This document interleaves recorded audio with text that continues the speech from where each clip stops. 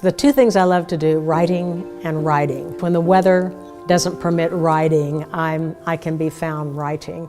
What I love about it is it's an escape from the world. It is an escape from anything that's real and allows you to imagine what might be. It's also a way to communicate with people, to educate people, to allow them to understand things they never understood before. You know, I didn't grow up in an auction family. I consider people who did very lucky. Generation after generation of people who were auctioneers and who were in the auction business. I began my career in the media business. I was the first woman broadcaster on WNE, WFM Metro Media when I was just a kid. I was in the ad agency business in California and New York. I worked for Disney for years. I ran a big division of TV Guide.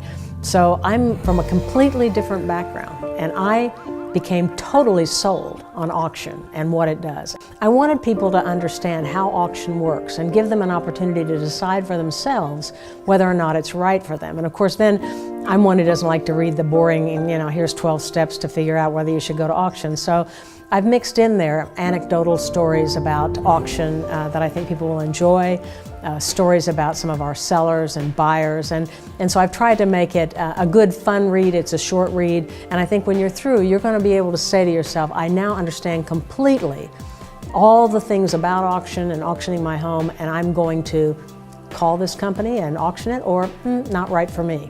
The mechanics of auction, how you list it, how many open houses, how the whole thing works, has nothing to do with whether you're right or wrong for auction.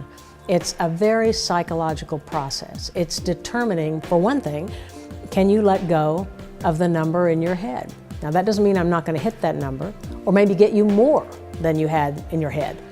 But if you have a number in your head, you have to analyze a little bit, how did I get it there? And most everybody has one, right? You say, what do you think your home is worth? Well, I don't know, but my mother-in-law, who's a real estate agent, told me it's worth this. My banker told me it's worth that. Well, my neighbor just sold his for that. I had it appraised last year, and it's worth that. And then we can take all those numbers and we mold them and we go, my house is worth X, right?